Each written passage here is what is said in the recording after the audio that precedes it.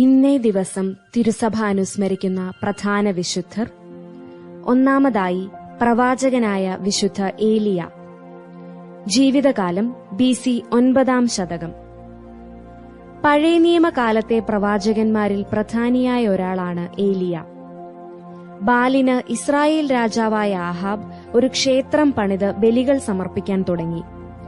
ഇതിന് ശിക്ഷയായി 3 വർഷം മഴയോ മഞ്ഞോ ഇസ്രായേലിൽ പെയ്യുവാൻ യഹോവ അനുവദിച്ചില്ല. ഈ വരൾച്ചയുടെ ഇടയ്ക്ക് കാരിത്ത് അരുവിയുടെ അരികെ ഏലിയ താമസിച്ചു വരികയായിരുന്നു. കാക്കകൾ അദ്ദേഹത്തിന് ഭക്ഷണം കൊടുത്തുപോന്നു. കാരിത്ത് അരുവി വറ്റിക്കഴിഞ്ഞപ്പോൾ പ്രവാചകൻ സറപ്തായിലേക്ക് കടന്നുപോയി.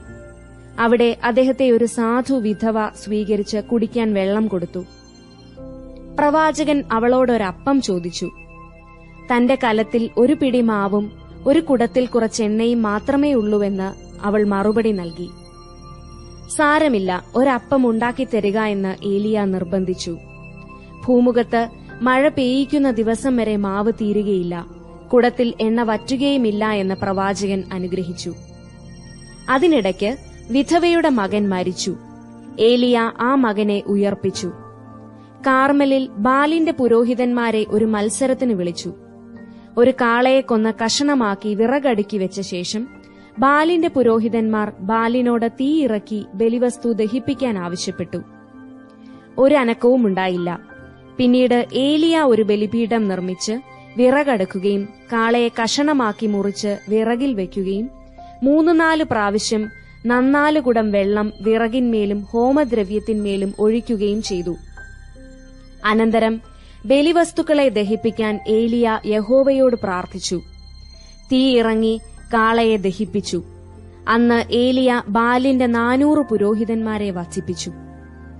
ഇങ്ങനെ യഹോവയോടുള്ള സ്നേഹത്താൽ എരിഞ്ഞിരുന്ന ഏലിയ തന്റെ പിൻഗാമിയായി ഏലീശായെ നിശ്ചയിച്ച ശേഷം ഒരാഗ്നേയ രഥത്തിൽ ആകാശത്തിലേക്ക് എടുക്കപ്പെട്ടു. രാജാക്കന്മാരുടെ 2-ാം പുസ്തകം 2-ാം അധ്യായം 10-ാം വാക്യം. ഈശോ താബോർ മലയിൽ വെച്ച് രൂപാന്തരപ്പെട്ടപ്പോൾ ശിഷ്യന്മാരായ പത്രോസും യാക്കോബും യോഹന്നാനും ഏലിയായെ കണ്ടു. വിചിന്തനം. വിശുദ്ധ ഫ്രാൻസിസ് സെയിൽസിന്റെ വാക്കുകൾ. വളരെയേറെ ദൈവസ്നേഹത്തോടെ ഒരു ചെറിയ കാര്യം ചെയ്യുന്നത് കുറച്ച് സ്നേഹത്തോടെ ഒരു വലിയ കാര്യം ചെയ്യുന്നതിനേക്കാൾ ഭേദമാണ്. ഇന്ന് അനുസ്മരിക്കുന്ന 2-ാമത്തെ വിശുദ്ധർ രക്തസാക്ഷികളായ വിശുദ്ധ ഏലിയാസും ഫ്ലാവിയനും. മരിച്ച വർഷം 518. ഒരു ആരബായിരുന്നു ഏലിയാസ്.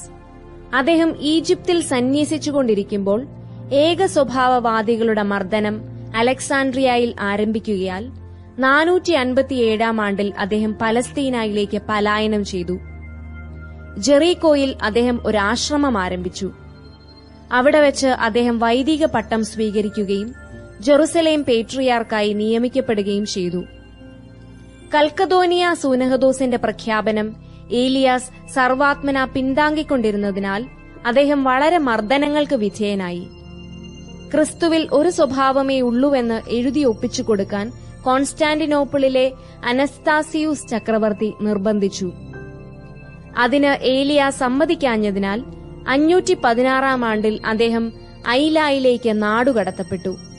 ഒപ്പം അതേ കാരണത്തിന് അന്ത്യോക്യയിലെ പേട്രിയാർക്ക് ഫ്ലാവിയനും. ഏലിയാസ് ഐലായിൽ വെച്ചും ഫ്ലാവിയൻ അറേബ്യയിൽ പേത്ര എന്ന സ്ഥലത്തും വെച്ചും മരിച്ചു. വിചിന്തനം.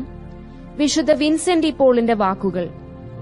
നാം എത്ര കണ്ട് കൂടുതലായി നമ്മുടെ മേൽ വിജയം നേടുന്നുവോ അത്ര കണ്ട് കൂടുതൽ ദൈവം നമുക്ക് അനുഗ്രഹം തരുന്നു. ഇന്ന് നാം ഒരു വിഷമം തരണം ചെയ്താൽ നാളെ കൂടുതൽ ക്ലേശകരമായ വിഷമങ്ങൾ തരണം ചെയ്യാൻ നമുക്ക് കഴിയും.